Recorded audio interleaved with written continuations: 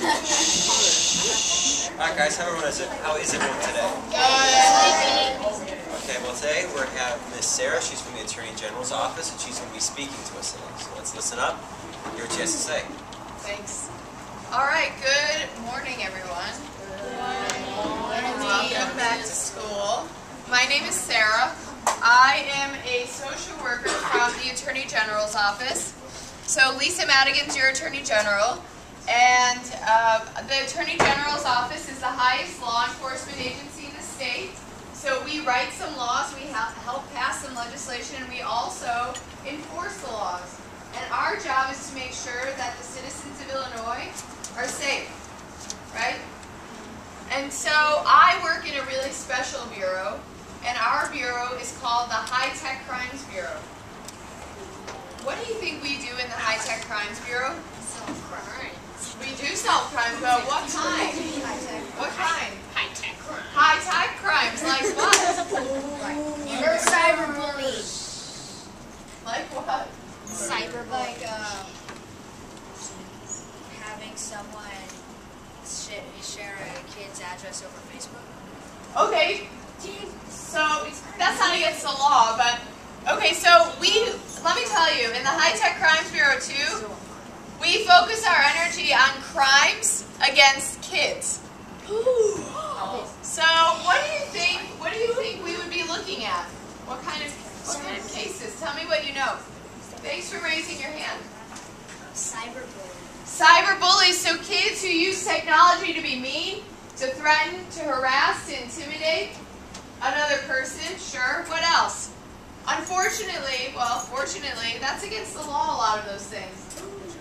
None of us have the right to threaten another person or another person's property online or offline. So, unfortunately, some kids have been in a lot of trouble, gotten in a lot of trouble for doing that. Yes, sir? Spray paint? Spray paint? We're talking about technology. Yeah, High-Tech Crimes Bureau, technology, crimes against children. Nice try. That's against the law too. That doesn't happen to be something that I work on though. What else?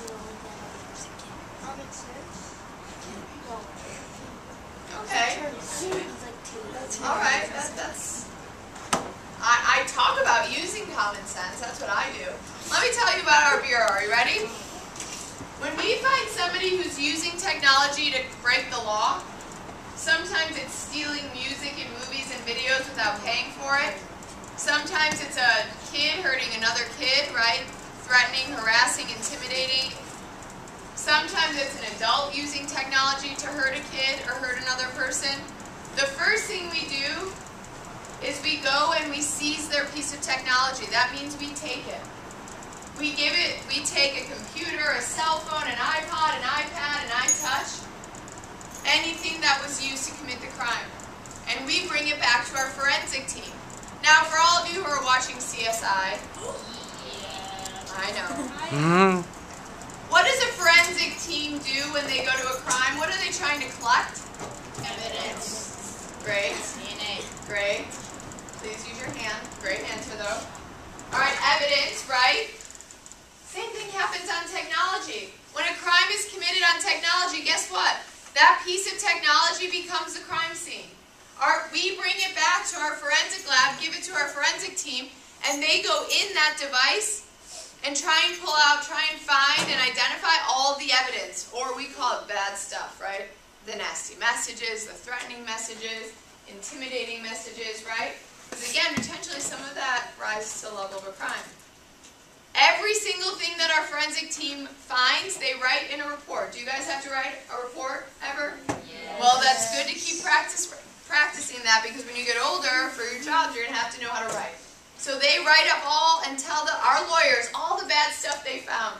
And our lawyers take that stuff and they give it to a judge. And they say, Judge, look at all the bad stuff we found. And guess what? If we found enough bad stuff, the person's found guilty. And let me tell you, there are some heavy-duty consequences for using technology to hurt another person. So, I have the best job in the Bureau because I get to come and work in schools and talk to kids about how to make choices on technology, how to be responsible with your technology. right? How to manage your accounts and your devices. And start thinking about how we treat other people on technology, right? How the things we do and say impact other people, and not only people, but the community that we live in, right? And so today we're going to talk about how to be a digital citizen. What do you think it means to be a digital citizen? To be like a part of an online community. Yeah, what's your name? Good. Daniel, that's so smart.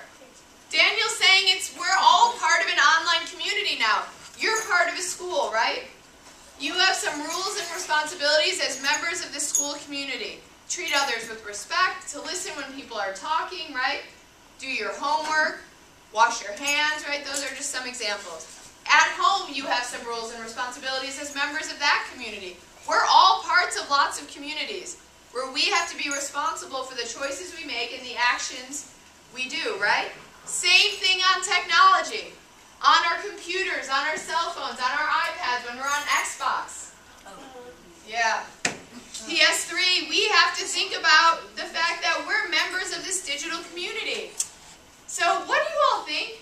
What are some rules and responsibilities for members? I want to know what you know already about being a digital citizen. Somebody who uses technology with integrity. Somebody who respects other people's privacy, other people's space, other people's bodies, but also is respectful of ourselves, our own privacy, our own bodies, right? Our own reputations online. And people who, when they see crummy stuff happening, nasty messages, people being excluded, we know that we have a responsibility to stand up and step in and support that person who's being hurt. So what do you guys already know? Show me what you already know as 5th and 6th graders. What are some rules, or tell me, what are some rules and expectations for digital citizens, people living in this online community together? Especially when it comes to who we talk to, what kind of information we share, and how we treat others online. Never put any personal information as your screen name or in the chat room. So be very careful about the personal information, Daniel. That's so great. Daniel said, hey, we need to be careful about the personal information that we're sharing. But not just in chat rooms, even when we're creating things like usernames. So use a nickname, or your favorite band, or your favorite baseball team, right? Or your favorite book. But not your real first and last name. That's a great one, especially for usernames. Because usernames we give out every time we send like an email, right? Or join a game. That's information about us. I love that. That's so smart. And then he said, well, even when you're in chat rooms, don't share too much personal information. What is personal information? Because I've been doing this job for a long time. I work with kindergartners through college kids, and you know what? Not everyone's on the same page with what personal information is.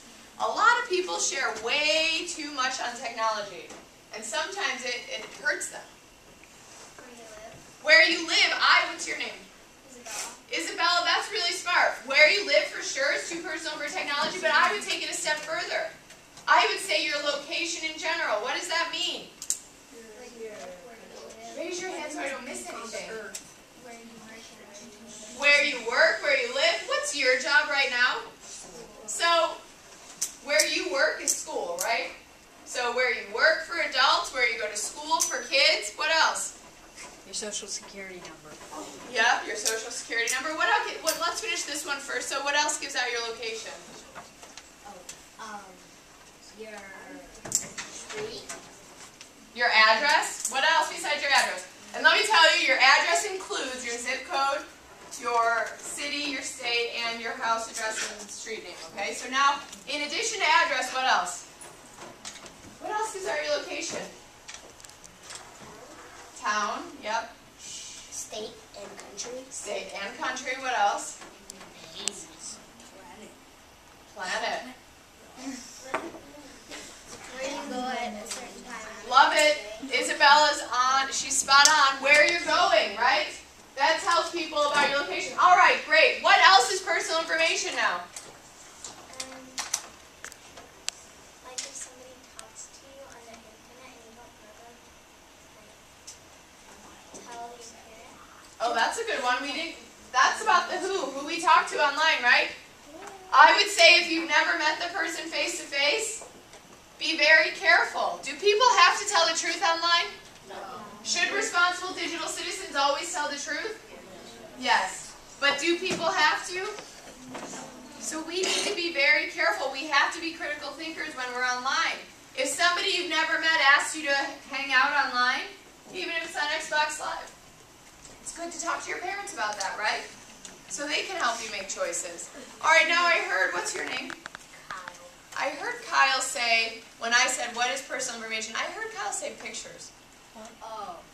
What do you guys think about that? Do you think pictures are personal? Yes. How many people think yes? How many people think no, not really? How many people aren't sure if pictures are personal? Let's just do a quick demo. Unless there's a lot of pictures. Well, let's do a quick demo. Kyle, can you please come up here for a second? Awesome. Hey man. You can zoom in on your logo. And then All right.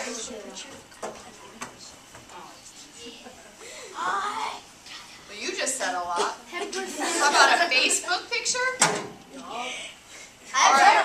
Happy birthday. Okay. Now, let's pretend Kyle has some kind of profile, okay?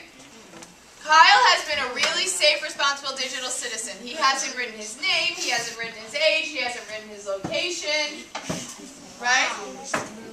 He's 42. He's 52. Thank you. He hasn't written any of that. But today, Kyle posts a picture of himself, okay? Based on this picture, what are some things we could guess about Kyle, even though Kyle has never written anything about himself online? Yes? What's that? He goes to HAA. Awesome! You would know he goes to Hinsdale Adventist Academy, right? Even though he's never written it? Yeah. I work with people all the time who tell me, well, Sarah, I wrote on my profile that I live in Alaska. But they have, 10 pictures with Hinsdale Park District t-shirts on, or a Hinsdale Adventist Academy t-shirt on, and, people can figure out you don't live in Alaska, right? Okay, what else? What else could we guess about Kyle? You could probably figure out his age. Probably figure out about his age. What else? He's young. He's young. What else? He's a boy. Oh, His name. Okay, now I really want you guys to think about something else. I think pictures tell more, potentially can, than just, if we're a boy or girl, where we live, I think they tell more about us than that. I think pictures and comments can also tell a story about us. So, what if Kyle was playing basketball in the photo? Would that tell a story? No. Yeah, sure. Would that tell a story? Yeah, he likes basketball. He likes basketball. Is that good or bad? Neither. It's just a story, right? But it tells us more information about him. Now, what if Kyle were making a really weird face? Would that tell a story? Yes. He's a different person. Right? Now, what if Kyle were smoking a cigarette in a picture? Would that tell a story? Yes.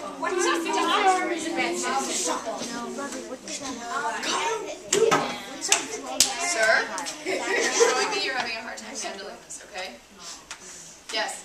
They can see the background of where he is. Well, they could maybe see the background, but would it tell a story is what I'm getting at. Yeah. Would it tell a story? Yeah. Maybe he's not respecting the law. Maybe he's not respecting his body, right? And he's doing things to hurt himself. And so here's my point. From really, really positive story to maybe kind of a neutral, doesn't say that much about what kind of person we are, but tells more information, to kind of a negative story, the kinds of photos we post, the kinds of comments we make online, tell a story about who we are. We're writing stories. We're creating a digital story about ourselves online. Thanks. All right. So we've got some great ones so far. Thank you, everybody. Kyle, take a seat. Okay. So far we have only chat online with people you know very well, because we know people can kind of pose. Not everyone tells the truth. We have, be careful about the personal information you share, right? Keep your name off, keep your age off, your location. Be careful about the kinds of photos you post, the kinds of comments you make. What about the how we're treating other people, how we respond when we see people being hurt?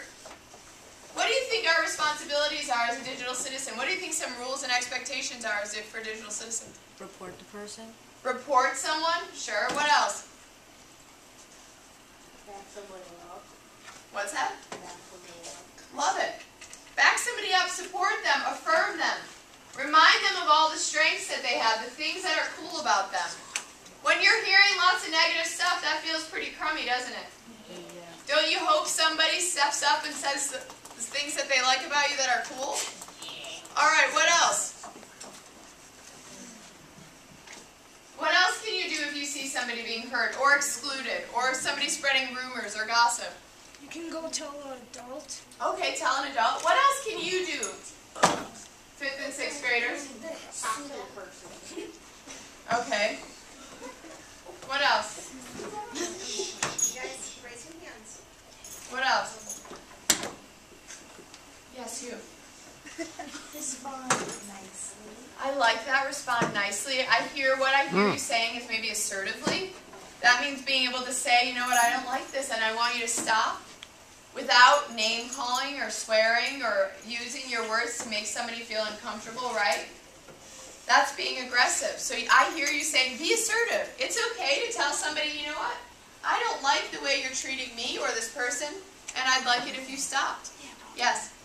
You should talk face to face with the person so you can work it out. Talk face to face. Why is it tricky to talk on technology? Why is face to face sometimes helpful? Because you can tell if they're really listening. Okay, you can tell if they're really listening. Kill them with kindness. You can kill them with kindness. I like that. That really helps a lot of times. But why can technology get confusing when you're communicating? What do you have when you're face to face that you don't have when you're on technology? Well, evidence. But if I were to tell you a joke right now, how could you know by looking at me and hearing me that I'm telling you a joke that you wouldn't have in a text message or in an email? Facial expression. You can see like if they're hurt or mad. So you can see their body language. So what you're saying is body language. Like sarcasm. How would you know I'm being sarcastic though if I'm face to face? What would help that I would do that would help you understand I'm being sarcastic? About my voice or my body? You kind of like play with your voice a little bit. My tone of voice, right? If I'm telling a joke or being sarcastic might change. It might help you understand what I'm trying to say. Do you have that in a text message? No. Do you have that in an email? So you know you're not hurting another person or offending a person if you're telling a joke. What can you do so people don't get confused at the end of the joke? What could you write in that email or text message? JK, what else? LOL. LOL, what else? Could you use SOS. SOS? Save our soul. Save our souls. BRB? Be right back? How's that going to help someone know you're joking? Oh, wait. Oh, I have a question. Okay. GTG. What's that? Got to go.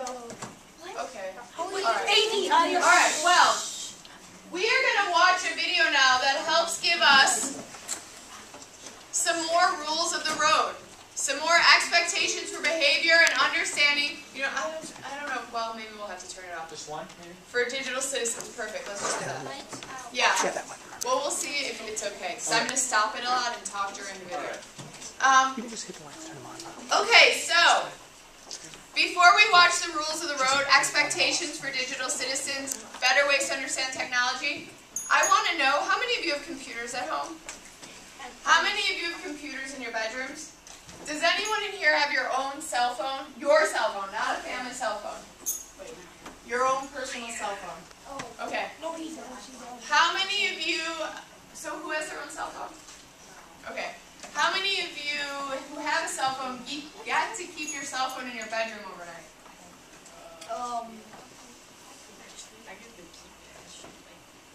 What's that? Awesome. I like that, self-control. So he's saying, I keep it in my bedroom, but I don't use it overnight. That's great. How many of you have an email account?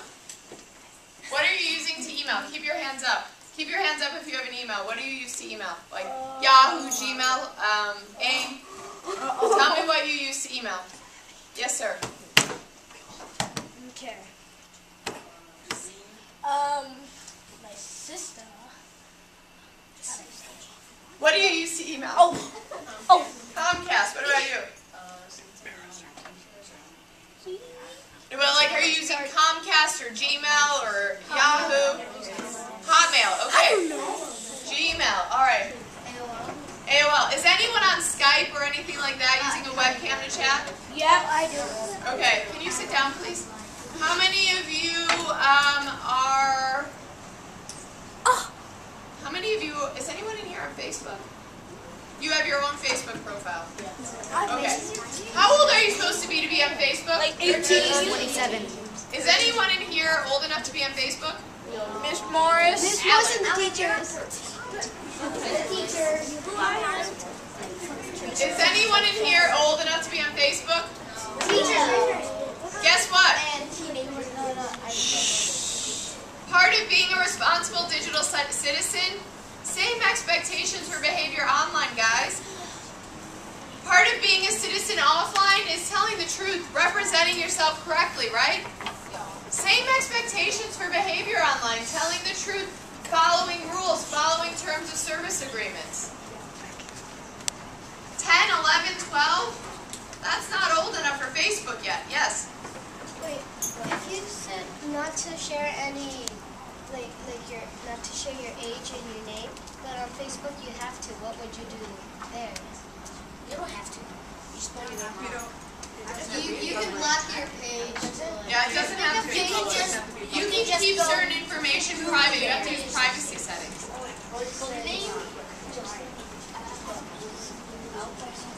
Okay, how many of you are texting?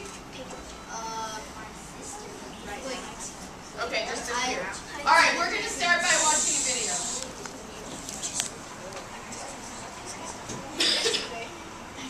Ooh, nice background. Facebook, YouTube, texting, this is my life.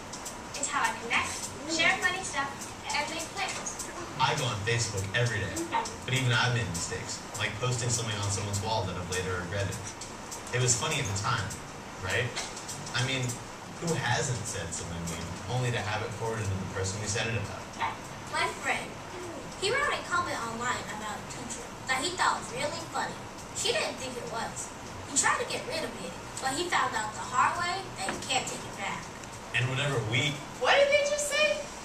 You can't take it anymore. Can't take it back. You can't take it back. What does that mean?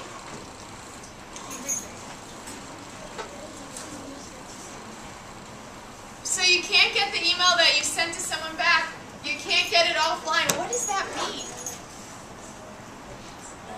You can't get it back in minutes. So we know you can't get it back. In other words, besides repeating, you can't get it back. So in other words, what does that mean? You got it, Daniel. Once you post it, you can't delete it. So if you can't delete it, what does that mean about the things we post on technology, in emails, in text message? If you can't delete it, if there's no eraser, what is it? Daniel, help me out. If you can't delete it, there's no eraser on technology, on Facebook, on emails. If it's not, if you can't delete it, it is what? It's permanent. Right? The things we post are permanent. What's your name? Kevin, that's something else. You said, well, we're going to get to that in a minute. It's permanent, but not only is it permanent, if everyone can see it, what is it? Public. Holy cow. Technology is not private. It's not even a little bit like a diary or journal. What is the biggest difference between a diary and journal and an email and text message? There's the right to I will be so impressed if you guys know this. Say that again. There's the eraser for diary and journal, but there's no eraser for technology. Right, you can erase things. You can tear up a page in a journal and make it go away, right? What else, though? Your diary and your journal are private. Your diary and journal are private, right? You can control who sees the things you write in your journal. Can you control what happens to a text message or email after you post it? No. All you can control is what you choose to post, right? So do you think it's a big job making decisions about, oh my goodness, what is okay to share in a text message and email? Yes. Heck yes, that's hard for adults to figure out. Did you know that? So we have big jobs understanding, oh my goodness, this is so public. This is also permanent. And what did we say about the pictures and comments that we post? What do they tell about us? A story. We're writing a digital story about ourselves online. Okay, so keep listening. A post online can live there for a very, very long time. Believe it or not, a friend of mine was tagged in a picture drinking beer. It actually got her in trouble when she applied for a summer job. So what can we do to protect ourselves and our friends? Well, here are a few simple rules that can keep us safe and spy when we're online or using our cell phones. First, guard your privacy. What people know about you is up to you. Okay, remember I said being a digital citizen means protecting our own privacy, our own reputations, but also it means protecting the people around us who live in the same community with us, protecting their privacy and reputations. 5th and 6th graders, give me 5 concrete ways that you can help protect your privacy on texting and on email and on Facebook, all the places that you are on technology. How can you protect your privacy and other people's privacy? Think really hard about this. Don't give out your information or your friend's information. I like that. Don't give out your information, but also don't post online about other people, right? What's that? That's even worse. Well, they're both bummers, right? Only post stuff about yourself first, but be careful about the kinds of things you're posting.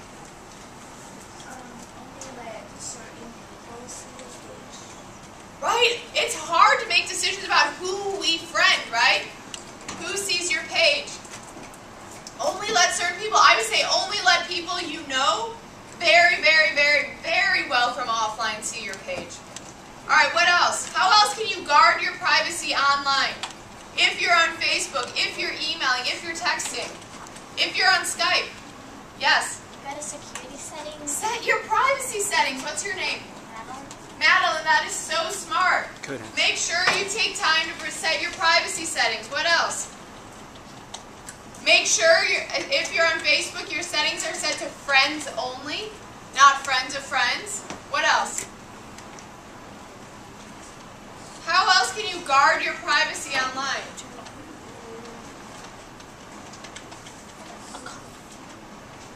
What do you guys think? Block people that you don't know or Block people you don't know. It's okay to block people who are bothering you, right? I have one. Protect your passwords. Part of being a responsible digital citizen is protecting your passwords. That means, are you ready? Keep your passwords very, very private. Only, are you ready? Only share your passwords with a mom or dad. Not a brother, not a sister, not a best friend, not a cousin. Only mom or dad. Use at least 8 characters, uppercase, lowercase, numbers, and letters. If you have friends over and you're on Facebook, for example, what do you do if you have to go to the bathroom before you leave your account? Sign out, please. Who's responsible for whatever account or comment comes out of your emails? You are. And if you're not there to monitor, can you be sure it's good stuff coming out? That's not going to hurt anybody? No. What if you have a cell phone? What do you need to put on it to make sure it's locked down? A password. So those are some ways you can guard your privacy too. Next, protect your reputation. Think before you post, upload, or send. What's funny or cute today could really embarrass you tomorrow. Nothing is private online. Anything you say or do can be copied, pasted, and sent to gazillions of people without your permission. I said, Wait, what did they just say? 'Cause this is one of the most important things to understand. What did they just say?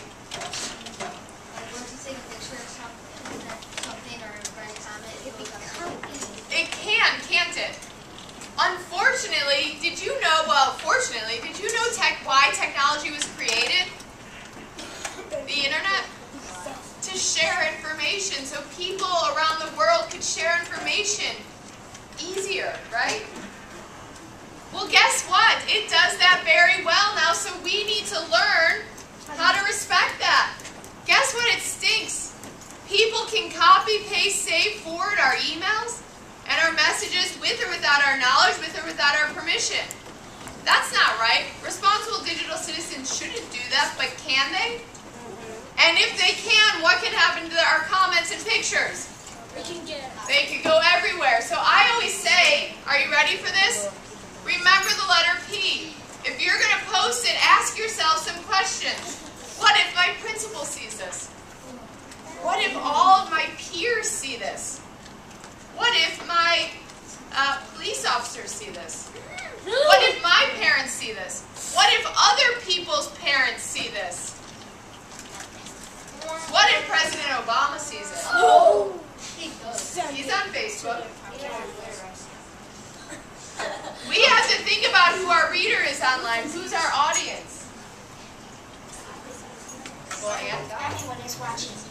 So the next time you act at something stupid, just remember that your parents, teachers, and even your enemies will be able to see it. Apply the golden rule. If you don't want something done to you, then don't do it to someone else. What goes around comes around. Watch the clock. Don't spend all your time looking at a screen. It makes you a boring person.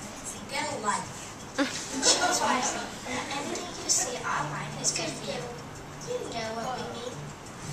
Don't hide. Using a fake name to say mean things is not cool. Besides, you're never as anonymous as you think. You can always be found out. 5th and 6th graders, what did they just say?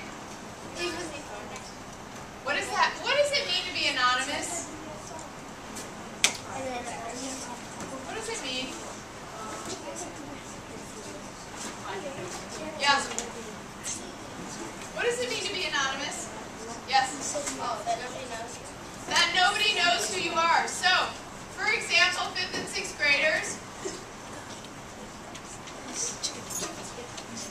if you create a profile or a Gmail account and you use it, say that your username is joesmith@gmail.com, but you're really Kyle, or you're really, what's your name? Stetson, you're really Kyle or Stetson. Could somebody figure out, even if you're saying you're Joe Smith, that the email's really coming from Kyle or the email's really coming from Stetson? Yeah. What do you think? Who knows about technology? How do we always give out our identity, even if we lie about everything on a profile or within an email account? What's that? Well, sure, it shows that you're not representing yourself, but technically, how could police officers figure out where that email or Facebook post came from, even if somebody wasn't telling the truth about who they were? Because you know what? Sometimes when people commit crimes, they don't tell us the truth about who they are. How do we always find out who wrote that email, who wrote that text message? But what if they're not telling us the truth about who they are? See, people think when you get online, if you create a fake profile or a fake username, that we can't figure out who actually sent the message. And I'm saying we can figure out who sent the email or posted that comment on Facebook, even if they're not telling us the truth about who they are. How do we do that? Do you guys know, all of you growing up on technology, all the tech experts in here, do you know how we do that? No? Because, no? No. So what if I don't know who their friends are? Yes. We see where the information is coming from, and we use a very special address. Now I want everyone, hands off keyboards, eyes on me, hands down at your sides listening to this, because I want you to understand the way technology works. Did you know that on all of these cool things that you have that have internet connections, you have a special address that is unique to you? So, for example, when your parents brought home these cool computers or cell phones, did you know that when they called to get the internet connection, so for example, sometimes they call Comcast. Yeah, let's use this as an example. Not everyone has Comcast, but let's just use an example. So your parents bring home a computer, and what do you guys want to use on the computer? The internet, right? Well, to use the internet, you have to call an internet service provider like Comcast. So your parents call, and Comcast says, okay. So Comcast gives you the internet. But when they give you the internet, guess what? They gave you a special address. It's called an IP address. This is an IP address. Now, no two people at the same time have the same IP address. So, IP Chicken's a website that you can go to at home, and you can type IP Chicken in, and it'll tell you at that time what your IP address is. So guess what? Your IP address to your internet connection is kind of like your house address to your house, right? When you send somebody a holiday card, what do you write on the card? The address of where, you write Merry Christmas, but in addition to that, you write where the card is going, the address of where it's going, as well as where it's coming back to, right?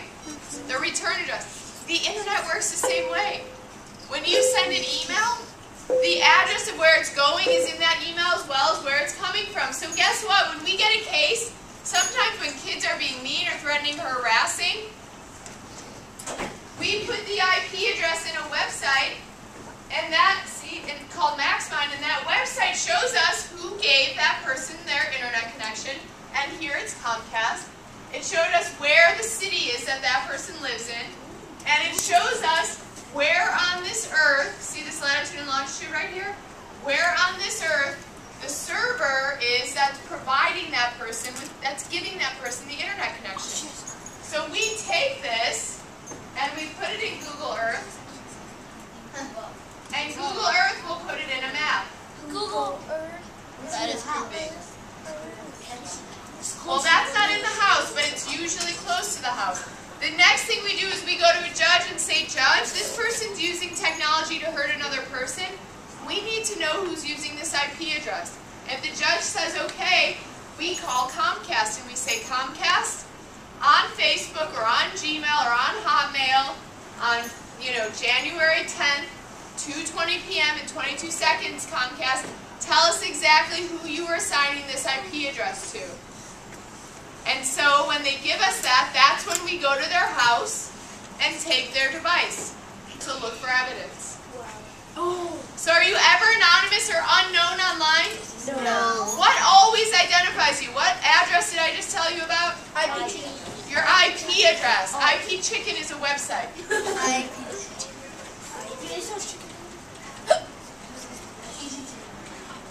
Digital safety. Think about what you see. Just because it's online doesn't mean it's true. And finally, be smart and safe. Not everyone is who they say they are. So be careful who you tell things to online. Someone could be posing. Remember, there are no secrets online. You should always think before you post or text. It's easy. If you want to do it in person, then don't do it online or on your phone. Yeah. I know what you're thinking. Some rules don't make any sense, but these rules do. This is our life, our world, and I want to be able to enjoy all this stuff and not worry about what might come back to haunt me later. The bottom line is that it's really up to us to protect ourselves, our friends, and our reputations. Things we think are funny or cool will turn around and bite us tomorrow. Besides, this online and mobile world, it's ours. We're making it up as we go. So why not create a positive world? One where we feel safe from being embarrassed or humiliated. For more tips and really cool stuff, Visit us at commonsense.org. Okay guys, so to wrap it up, he just said, hey, so it's our world. We're making this up. We have to protect each other's reputations. So what can you do when you see someone being mean or rude or excluding another person? Or if you have an email, if somebody sends you an email that's not very nice about another person, what are some things you can do to make this a positive place and change it from being a place where there's hurtful things happening?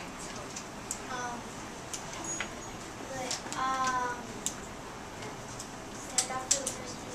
I like that. I don't think we can talk about that enough. Standing up, reminding them about the positive things.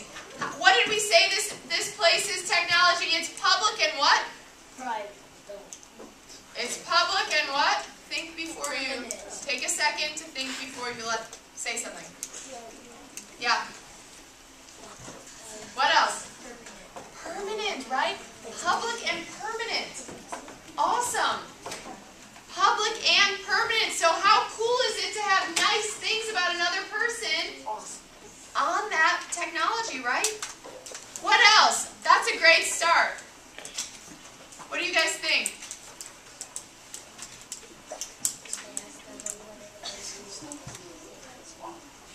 You could ask the person, you know, why are you writing this? If you maybe want some understanding and you feel comfortable doing that, absolutely. What else?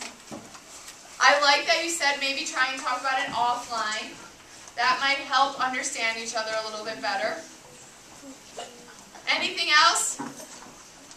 I'd report it. Sometimes on technology you can print things out. Sometimes it's helpful to show a teacher or bring it to the person and talk about it in person with the copy of that, right?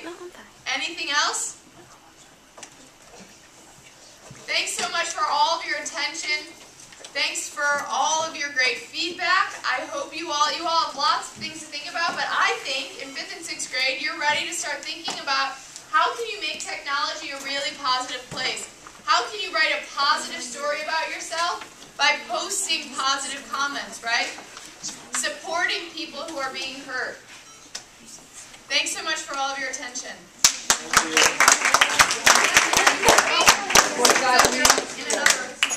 Could you guys say thank you to Miss Sarah? Thank you.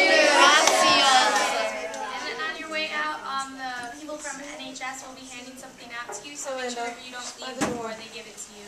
Thanks for As you're coming, leaving, guys. it's just additional information regarding cyberbullying courtesy of the State of Illinois Attorney General's Office.